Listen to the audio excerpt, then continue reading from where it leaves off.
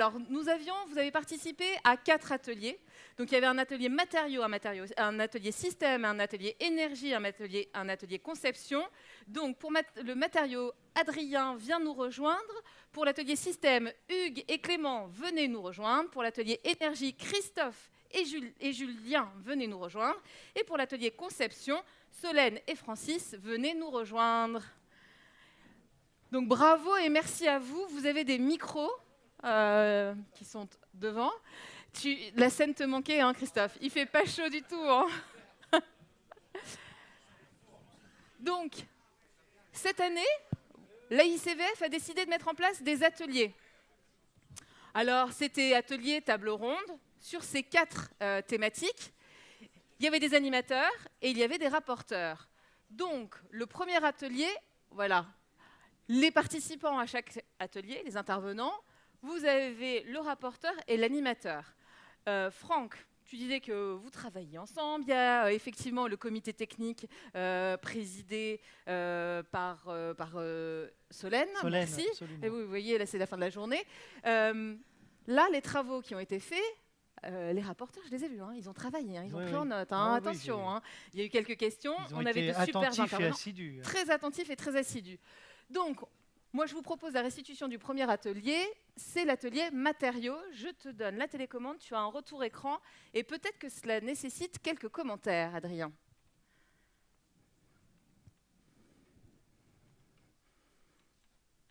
Non. 1, 2, 1, 2. Ouais, voilà. Super.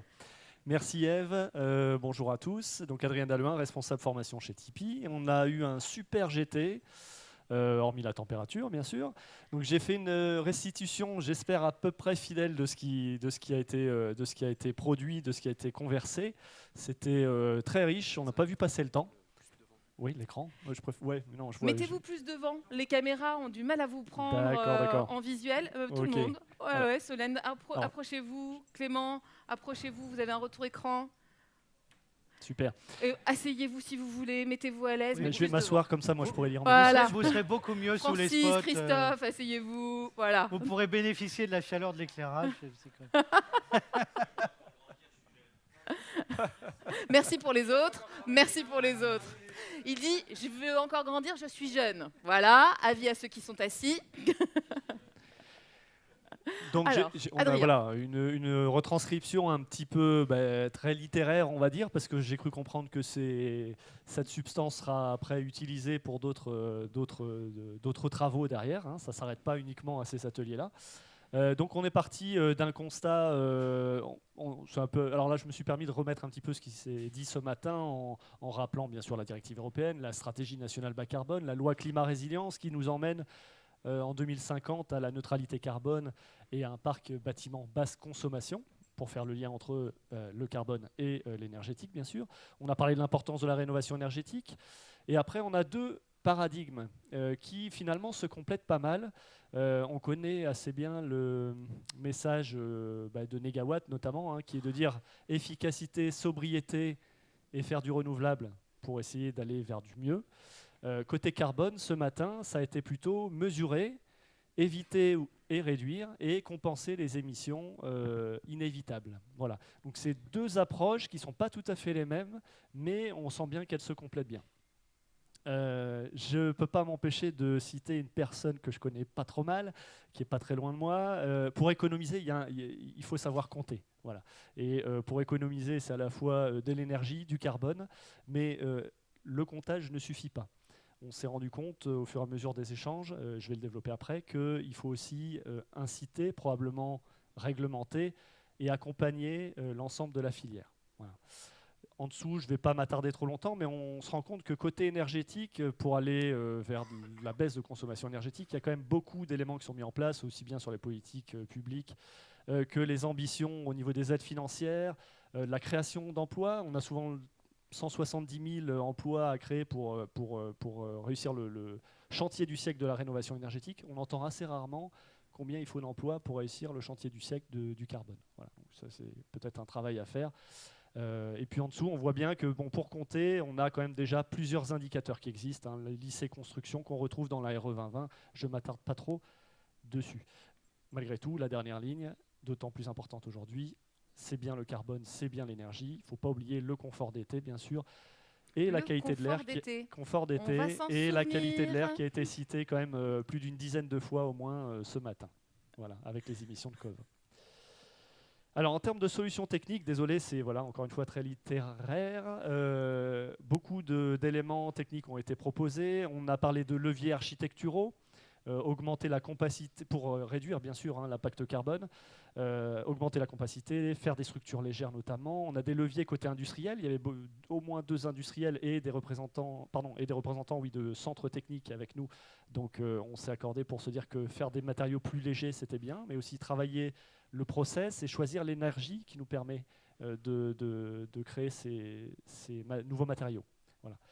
Bien sûr, on a parlé matériaux biosourcés, préfabrication, mixité constructive, tout ça sont des champs qui permettent a priori d'aller vers le mieux du point de vue du carbone.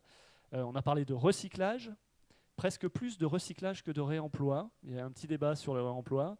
Le recyclage, c'est bien pour la ressource, mais attention, l'impact carbone est différent selon les filières. On a eu différents témoignages selon la partie béton notamment, ou la partie peut-être plus isolant. Et sur le réemploi, donc c'est encore mieux entre guillemets, puisqu'il n'y a pas de transformation et c'est bien pour les ressources, mais il y a de nombreux freins. Je ne vais pas tous les énumérer, mais il va falloir travailler l'ensemble de ces freins assez rapidement maintenant. Voilà, des exemples sur le béton qui ont été donnés, comment améliorer du point de vue technique et avec des pratiques inspirantes pour améliorer l'impact carbone du béton. Vous pourrez retrouver ça, j'imagine, plus calmement. Vous avez été filmé, donc je ne vais pas prendre tout le temps du coup. Sur les freins, alors à tout ça, la mise en place de ces solutions innovantes, il y a bien évidemment des freins, des difficultés. La principale, on l'a cité au moins une dizaine de fois aussi, c'est la résistance au changement, l'inertie collective, la méconnaissance, voire la méfiance de nouveaux produits. On a aussi cité l'absence de vision transversale et globale de l'ensemble de la chaîne d'acteurs. Il y a eu notamment un exemple assez parlant proposé par Rémi, qui était de se dire le groupe froid, par exemple, qu'on met sur la toiture terrasse, selon si on met effectivement un revêtement bitumineux noir ou un cool roof blanc, et effectivement ça va avoir un impact derrière sur les performances du groupe froid. Donc il faut vraiment qu'on ait cette vision transversale, cette gestion des interfaces et des interactions entre l'eau. Le coût a été abordé comme un frein, mais on ne s'est pas caché derrière. C'est-à-dire qu'il y a un coût d'investissement probablement plus fort quand on crée des nouveaux produits, mais a priori s'amortit assez facilement si on fait bien les choses sur le long terme. Je finis avec les recommandations du coup et des idées d'action pour la suite. La première phrase résume assez bien, elle a été aussi proposée par Rémi si je ne me trompe pas. Décarboner, c'est réduire, substituer, recycler, et je me suis permis de rajouter, et si possible, favoriser le réemploi quand ça devient effectivement avantageux. On a dit aussi que la stratégie de sobriété, de frugalité, c'était en fait la stratégie du juste besoin, donc ça fait écho à ce qu'on s'est dit ce matin, le bon matériau au bon endroit avec la bonne quantité, en gardant bien en tête qu'on a des matériaux de construction qui sont là pour être aussi performants et assurer un rôle, une fonctionnalité. Donc c'est quand même la priorité, c'est d'assurer la fonctionnalité, tenant compte de ce qui est marqué avant. Voilà. Besoin d'approche globale, je l'ai dit. Travailler sur la démontabilité des matériaux. Alors on ne l'a pas redit en GT, mais ça paraît assez important que dès la phase conception, on imagine déjà comment on puisse le démonter. Puisque certains lots, si on commence à démonter certains lots, on va abîmer les lots en interface et l'impact du coup qui aurait pu être bon sur ce lot-là en carbone, en recyclant notamment ou en réemployant, devient moins bon parce qu'il impacte d'autres lots. Enfin, je finirai avec tout ce qui concerne l'acculturation collective, alors à la fois des pros, on a parlé de l'ensemble de la filière, l'acculturation des consommateurs, donc ça c'est de la sensibilisation. Alors, je ne peux pas m'empêcher puisque c'est un peu mon métier, la sensibilisation et l'importance de la formation. C'est revenu évidemment plusieurs fois. Si on veut substituer certains matériaux, si on veut que les artisans puissent changer leurs pratiques, par exemple, les artisans, c'est un exemple, passer d'un matériau à un autre, peut-être plus vertueux sur le carbone, il faut former ces gens-là à la pose de ces nouveaux matériaux. Donc la formation a un rôle primordial. Et 2 petites propositions pour finir, enfin surtout une, la proposition qui est déjà faite visiblement, donc notamment chez Soprema, c'est de proposer des devis factures en euros et en équivalent CO2. Voilà. Ça fait partie de la culturation là, des clients. Et aussi faire apparaître la durée d'utilisation. On a parlé de durée d'utilisation ce matin. Ça joue énormément de la même manière que la masse, que le poids dans l'impact carbone. Faire apparaître la durée d'utilisation sur un produit, ça commence à être mis en place, mais ça devrait être primordial. Voilà. On finit avec la phrase magique, il faut embarquer tous les acteurs dans des synergies multi-échelles, industrielles, financiers, usagers, entreprises. Donc beaucoup de choses qui ont été dites. Et j'espère que j'ai restitué à peu près ça. Merci beaucoup et bravo Adrien. Avec en clôture la question de la massification. Voilà, à quand la massification ? On n'y est pas encore. Merci beaucoup. Alors, je crois que vous étiez sur la partie système. Je vais te prendre la télécommande. Et donc, Clément, c'est à toi. Merci. Alors, je vais vous demander de ne pas lire les slides parce que ça va être très compliqué. C'est écrit petit, c'est tranquille. Il y a beaucoup de lignes et on n'a pas pris la trame. Donc, c'était Hugues qui animait l'atelier système. Donc on avait la chance d'avoir 2 constructeurs dans cet atelier qui sont Carrier et Atlantic Systems ainsi que le CETIAT et Eurovent. Ces 2 constructeurs-là sont donc des constructeurs français, donc avec de nombreuses usines qui sont implantées en France. Ça, c'est un point important à noter.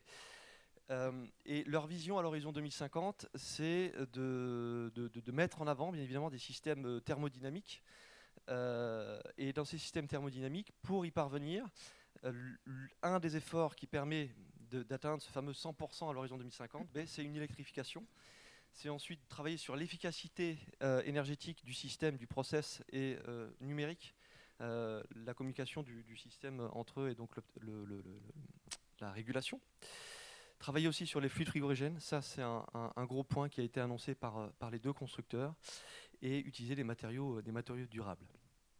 Le RDUX 190, c'est un des derniers fluides qui a été mis en place.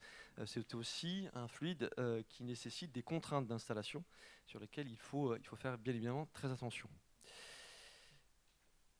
Parallèlement à ça, les constructeurs travaillent aussi sur l'acoustique. Ça, c'était un point très important qui a été noté par les 2 constructeurs. Un gros travail est à faire sur cette partie-là. Les fiches PEP, bien évidemment, sont utilisées pour les bureaux d'études et sont à jour. Les 2 constructeurs ont de nombreuses fiches PEP disponibles. Voilà, donc après, on peut bien évidemment hybrider ces solutions-là, hybrider les systèmes thermodynamiques avec des chaudières. Atlantic a une vision aussi intéressante sur la partie décarbonation en travaillant sur l'investissement de son outil de production. L'usine, il est important d'avoir des usines performantes pour pouvoir faire des systèmes bas carbone. Carrier nous a dit aussi qu'il consommait des énergies vertes. Donc utiliser de l'électricité verte, du gaz vert ou toute énergie verte permet de diminuer leur empreinte carbone dans leur outil et dans leur système. Donc tout le monde n'est pas expert dans l'utilisation de ces systèmes-là. Donc les constructeurs nous accompagnent et nous accompagneront pour choisir le meilleur système aux meilleurs besoins. C'est important de mettre en avant le système dans le bâtiment. Faire de la rénovation ou faire du neuf, on ne va pas forcément utiliser tel ou tel système et on n'est pas tous experts dans ce milieu-là. Donc si j'ai un bâtiment de type R+4 avec une 60aine de logements en pleine ville, l'aspect acoustique va être important. Donc il est nécessaire d'être accompagné par les constructeurs et c'est ce qu'ils font pour épauler les bureaux d'études et les maîtres d'ouvrage. Pareil, on a parlé de la formation tout à l'heure pour les matériaux. C'est un point qui est revenu, notamment pour les systèmes. Comment est-ce qu'on forme la jeunesse pour utiliser ces systèmes-là, savoir les installer et savoir les utiliser. Le CETIAT travaille sur des belles études, et notamment une d'entre elles sur le déploiement de la pompe à chaleur en logement collectif, notamment en existant, toujours avec cette problématique de l'acoustique. Bien évidemment, quand on fait de la rénovation, on va penser, si on veut faire du moins carboné à isoler le bâti, à utiliser des énergies moins carbonées aussi. Parfois, il est compliqué de mettre plusieurs systèmes thermodynamiques en cascade. Donc des systèmes hybrides, une chaudière couplée à une pompe à chaleur est une solution à ces contraintes-là. Le CETIAT aussi travaille sur l'optimisation du process. Une pompe à chaleur, c'est différents éléments. Il faut arriver à dérisquer ces innovations en ayant la possibilité de travailler sur des éléments propres au pack, comme par exemple le compresseur. On peut travailler sur différents types de compresseurs, voir comment on peut les améliorer, sur les échangeurs, sur les différents types de fluides, et ça, le CETIAT est équipé de bancs de test pour y parvenir. Le CETIAT travaille aussi sur les biocombustibles pour que l'ensemble des générateurs, que ce soit des chaudières, pourquoi pas, on n'a pas parlé des systèmes de cogénération, mais tous ces éléments-là qui utilisent des biocombustibles peuvent continuer à exister et être utilisés à l'horizon 2050 pour diminuer notre empreinte carbone. Une petite phrase d'Uniclimat qui était très intéressante, c'est maintenir une palette de technologies pour répondre à l'ensemble de nos besoins. Et enfin, grâce à Eurevent, on a la garantie des performances, et que ce soit le consommateur ou l'industriel sont rassurés d'être épaulés par Eurevent, parce que ça leur permet d'avoir une certification et d'avoir des valeurs qui sont testées entre systèmes, où on peut comparer des systèmes entre eux avec des tests en laboratoire qui sont les mêmes quels que soient les constructeurs. Et un point qui va se poser, qui va être peut-être compliqué à l'avenir, c'est la data. Qu'est-ce qu'on fait de cette data-là? On est de plus en plus sur des moyens que l'on va tester, où on va travailler sur les performances, sur l'acoustique, encore une fois on y revient, et toutes ces données-là, il va falloir les utiliser. Rapidement pour la suite, et parle bien dans le micro. D'accord. Mais de toute façon, j'ai presque terminé. On a eu pas mal de questions, notamment sur les différents types de fluides, comme l'ammoniac, comme le CO2. Quelles sont les contraintes de ces différents fluides-là? Quels sont les différents matériaux que l'on peut utiliser avec le biofuel? L'hybridation, comment est-ce que ça se dimensionne? Les mélanges de gaz avec l'hydrogène et le CH4. Il y a des thèses qui sont en cours avec des pour une application industrielle et résidentielle. On a parlé aussi du rétrofit. Là, on n'est plus sur des investissements beaucoup plus lourds, comme par exemple des industriels qui ont besoin de décarboner. Eux, ils ont des process extrêmement coûteux. Le rétrofit est une des solutions. Mais on a vu que ce n'était pas si simple que ça, où on avait des problèmes peut-être administratifs derrière. Voilà, je pense que j'en ai fini. Est-ce que tu vois autre chose? C'est OK, Hugues, pour la restitution? C'est bon? Merci beaucoup. Bien, merci. On peut applaudir Clément bien fort. Troisième atelier énergie. Et donc il s'agit de Christophe qui était l'animateur, que vous avez subi ou supporté. Je peux me permettre, c'est mon ancien président, donc j'en profite. Et il sait que je l'apprécie énormément. Et Julien Carton, que j'ai découvert, voilà. Et il a été... Donc Julien, tu nous as préparé une restitution énergie. Viens, rapproche-toi parce que la caméra ne va pas pouvoir te filmer correctement. Je ne sais pas si c'est important, mais... Si. Bonjour à tous. Alors apparemment, je pense que j'ai été mis là pour ne pas poser de questions, parce que sinon... Et il adore poser des questions. Sinon, on n'aurait pas mangé ce soir. J'ai essayé de vous faire quelque chose de synthétique, et je vais essayer d'être synthétique également dans mon propos. Alors... Les constats partagés et les enseignements qu'on peut tirer au niveau de l'énergie en priorité, en fait, ce qui était intéressant, je vais peut-être commencer par le début, ce qui était intéressant, c'est qu'on avait un représentant de l'ADEME, et puis on avait un représentant de la filière gaz, on avait quelqu'un de chez EDF, parce que du coup, EDF est à la fois producteur d'énergie et vend du gaz également, etc. Donc on avait un représentant d'EDF, une représentante d'EDF, et puis on avait un représentant local, qui joue en local du coup de la SEMS Énergie, voilà, pour le public d'intervenants. Les constats du coup en priorité, c'était de décarboner les usages. Ça fait plaisir qu'on en parle, on a parlé de sobriété, d'efficacité, et on n'a pas parlé que de renouvelables, mais on a parlé du mix énergétique au sens large, et du coup consommer moins, consommer mieux, et améliorer le mix énergétique. Associé à ça, si on parle du bâtiment, proprement dit, on peut optimiser le bâtiment. Et un premier levier pour optimiser le bâtiment, on a parlé ce matin aussi beaucoup de construction, mais on peut aussi optimiser le bâtiment en lien avec ces usages, et en priorité avec ces usages. Pas oublier qu'on conçoit des bâtiments pour des usages, et notamment en fait la question de partage, peut-être aujourd'hui c'est des choses qu'on rencontre de plus en plus dans le tertiaire, avec le télétravail, etc. Donc le partage, des ratios de surface. Au niveau des pratiques bas carbone, ce qu'on peut retenir, c'est la construction zéro carbone à partir de 2030-2028 pour les bâtiments publics, ça a été dit ce matin. L'extinction des chaudières à combustible fossile, qui est prévue à l'horizon 2040. Et puis, au niveau du gaz, l'objectif, c'est d'être 100% biométhane en 2050. Et puis, il y a, alors, particulièrement dans l'industrie, mais pas seulement, il y a quand même un sujet au niveau de l'électrification. Donc aujourd'hui, on parle plutôt de l'industrie avec tout ce qui est électro-intensif, enfin tout ce qui est gaz, etc., qui migre vers l'électricité.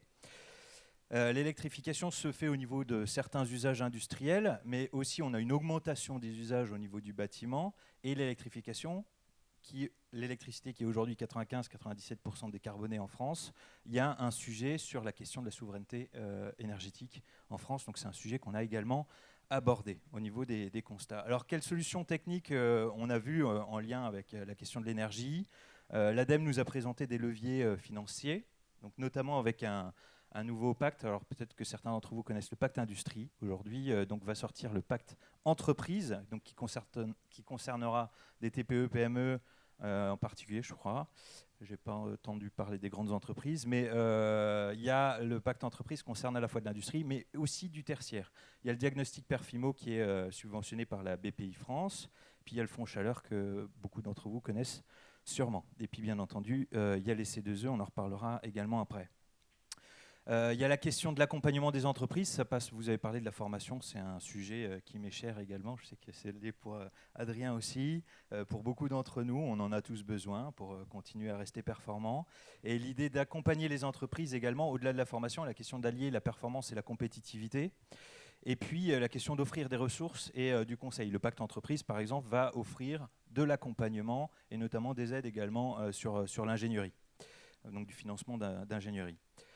La production d'énergie décarbonée se fait par différents moyens, donc géothermie, solaire thermique, chaleur fatale, biométhane et PV.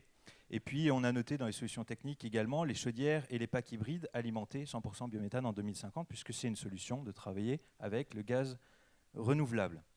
Au niveau de quelques pratiques inspirantes, alors moi je suis très attaché aux aspects méthodes, donc je me suis permis de le noter. Les aspects méthodes pour pérenniser la sobriété, et puis vous aurez les documents, je pense, des intervenants. Vous verrez que vous aurez des liens vers des documents ressources, donc j'en parle pas plus. La question de valoriser la construction et la réhabilitation performante avec une stratégie système combinée, donc avoir une approche globale finalement. Et puis il y a des initiatives locales, là je parle pour la SEM Synergie. On est sur un territoire zéro carbone et dans le cadre de ce travail-là, il y a la question de la production d'énergie sur site avec des questions d'autoconsommation collective à l'échelle d'un territoire. Et ce qui est intéressant, c'est qu'on produit avec des ressources locales, avec un objectif, c'est de consommer également sur le territoire cette énergie qu'on a produite. Et ça, c'est un sujet qui est cher au niveau européen également en termes d'autoconsommation collective. Puis il y a la question de la réduction de la consommation, sobriété, efficacité, parce qu'on ne cessera jamais de le répéter. Rapidement pour la suite. Très bien. Vous voyez, je parle toujours trop longtemps. Les freins, les difficultés, la place du biométhane dans l'usage chauffage. La question, c'est est-ce qu'une chaudière, aujourd'hui, la directive, elle parle de chaudière à combustible fossile. Est-ce qu'une chaudière, quel pourcentage de biométhane on lui met pour qu'elle soit plus considérée comme fossile? Ça, c'est un sujet.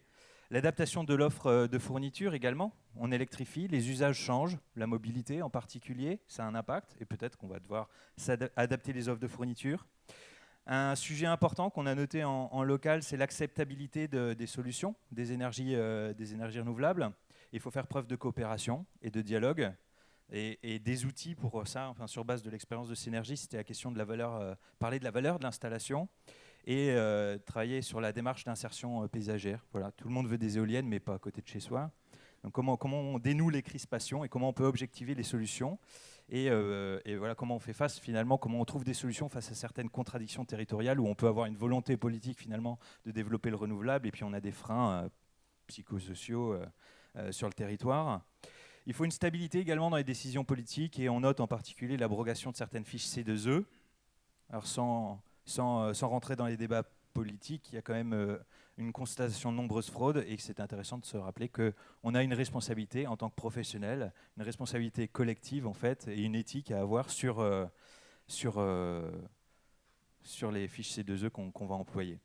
Voilà. Dans les recommandations, j'ai noté suivre l'évolution de la transposition de la directive efficacité énergétique. On en parle très peu à la ICVF, enfin pas assez à mon goût, c'est aussi mon business. Mais il y a la loi DDA-DUE qui a été votée notamment le 30 avril qui transpose un certain nombre de choses et puis des décrets vont suivre. Il y a les CPB, tout ce qui est certificat de production biométhane. C'est une solution à l'horizon 2040 pour garantir qu'on ait 100% en fait, biométhane et qu'une chaudière éventuellement ne sera plus à combustible fossile. Alors avec le jalon 2030, il y a des contrats avec garantie d'origine. On pourrait imposer finalement à des fournisseurs de fournir de l'électricité, enfin du gaz, 100% renouvelable sur certains bâtiments neufs. On a parlé des solutions hydrogène pour stocker l'électricité en surplus et l'usage de l'hydrogène notamment en mobilité lourde. Voilà, donc après il y a eu des questions, je vous ai noté les questions. Question de l'impact du réchauffement climatique, en particulier sur la production nucléaire en lien avec le potentiel de refroidissement, la question de la place de l'hydrogène, parce qu'on avait quelqu'un de GRDF, mais c'est vrai qu'on avait peu abordé, parce qu'il faut faire des choix sur des présentations courtes, le sujet de l'hydrogène, mais le sujet de l'hydrogène est venu de la salle, donc c'est quand même un sujet et un questionnement dans nos métiers. Et puis la question de la planification de la transition concernant tout ce qui est équipement gaz, et du coup, si vous voulez en savoir plus, il y a les documents perspectives gaz sur le site de GRDF et de Natran. Voilà. Merci beaucoup, Julien. Vous pouvez applaudir Julien bien fort. Merci beaucoup. Dernier atelier, oui. Il s'agit de l'atelier conception, animé par Solène et rapporteur Francis. Francis, c'est à toi. Bien, je vais essayer d'être concis. Dans les constats partagés, donc d'abord il y a l'aspect transformation de tous nos métiers. Donc on a parlé précédemment de formation, d'information, etc. Bon, c'est quelque chose qu'on va retrouver un petit peu aussi dans les métiers globaux du bâtiment finalement. Et puis la nécessité d'une conception holistique, globale et cohérente, intégrante. C'est un élément important qui a été souligné à la fois par la maîtrise d'œuvre et puis aussi par des donneurs d'ordre finalement. Donc c'est un constat qui est très intéressant. Le constat, c'est qu'on a besoin de plus en plus d'expertise dans une équipe de conception. Donc les relations humaines sont au cœur de cette conception. Et puis, on ne doit pas oublier l'élément essentiel qui est quand même les usages et les usagers qui sont au cœur de cette même conception. Et donc là, ça demande un effort certainement plus important qu'on ne l'a fait par le passé, justement pour maintenir ces relations au cœur de l'équipe de conception et puis autour de cette équipe de conception si on veut vraiment aboutir à quelque chose de performant. En ce qui concerne les solutions techniques, donc on a parlé plutôt de la rénovation d'ailleurs dans notre atelier, un petit peu du neuf. Donc sur le neuf, le constat c'est d'éviter disons les erreurs de conception qui peuvent conduire, on a parlé de juridique aussi un petit peu dans notre domaine, mais surtout sur la rénovation, la question posée c'était quel est le guide d'une bonne rénovation finalement. Et la rénovation c'est du sur-mesure, c'est-à-dire qu'il y a un fort levier à travers la source d'énergie si on veut décarboner, et aujourd'hui on est limité pratiquement à ça en termes d'empreinte carbone sur la rénovation. On a très peu d'éléments sur les éléments de réemploi par exemple ou des choses comme ça qu'on ne sait pas trop évaluer. Il y a une nécessité qui est impérieuse, c'est d'aller beaucoup plus loin que ça, et notamment sur la qualification et l'usage des matériaux biosourcés et de réemploi. Et là, en évitant finalement les fake news concernant un certain nombre de matériaux, on ne les présente pas de façon correcte, parce qu'aujourd'hui, il y a un besoin justement de certification de ces matériaux-là. Les pratiques inspirantes, il y a un exemple intéressant d'un travail qui est fait entre Postimo et EDF là, sur un schéma directeur de décarbonation d'un parc immobilier qui représente plus de 3 millions de mètres carrés quand même, c'est quelque chose d'important. Et donc là, il y a vraiment un schéma directeur qui a été élaboré avec une hiérarchisation des sites, hiérarchisation des bâtiments et hiérarchisation des solutions potentiels pour améliorer les performances. Donc on a parlé de rénovation intégrant le réemploi, et puis de démarches collaboratives, sources de formation et de transfert de bonnes pratiques. C'est l'expérience, par exemple, de Bâtiments Durables Nouvelle-Aquitaine, où ce n'est pas un label comme les autres, si je puis dire, parce que c'est un processus d'amélioration constante, finalement, des travaux et puis des compétences. Les freins de difficulté, c'est surtout on a beaucoup parlé d'intégration des réglementations dans différents domaines qui parfois peuvent être contradictoires. Hein. Donc il y a les normes, il y a les réglementations. On a parlé des effets contradictoires entre, par exemple, dans les constructions bois avec les normes incendies, hein, qui ne sont plus adaptées finalement aux évolutions de la construction. Et puis, gestion des effets collatéraux de solutions préconçues. Hein. On a eu de cas relatés finalement de problèmes. Recommandations, idées d'action. L'élément essentiel, c'est l'approche programmatique avec un engagement sur les performances. C'est ça aujourd'hui sur lequel on doit travailler et qui embarque finalement toute l'équipe de conception au sens le plus large du terme. Et puis redonner confiance dans l'autonomie de conception. Alors ce que nous disait l'architecte présent dans notre table ronde, c'est qu'effectivement les normes nous protègent, mais si on se limite aux normes, finalement, on ne va pas avancer très vite. Donc c'est ce que disait Philippe Pelletier ce matin. C'est à nous de prendre les devants et d'aller plus loin, finalement, que ce qui nous est demandé aujourd'hui. Mais il faut que ça puisse être reconnu. Donc il faut redonner confiance, finalement, dans l'autonomie de conception. Gros problème, on en a déjà parlé, hein, donc je vais aller très très vite. Confort d'été, donc vous avez pu expérimenter aujourd'hui le problème. Et puis le questionnement soulevé par le groupe, c'est la grande cohérence qui est nécessaire entre des textes réglementaires. Et puis on a parlé notamment de la ventilation et de la QAI, qui est c'est presque un blocage intellectuel en France, hein, ce problème-là. Et donc il faut qu'on arrive à dépasser ça. Et c'est absolument nécessaire pour améliorer la qualité globale de nos bâtiments et l'aspect santé. Hein, un bâtiment, ce n'est pas fait pour économiser de l'énergie ou moins émettre de carbone, c'est fait pour que des gens puissent y vivre de façon saine et confortable. Voilà. Merci beaucoup, à tous. Francis. Merci beaucoup. Donc merci, mesdames, messieurs les animateurs.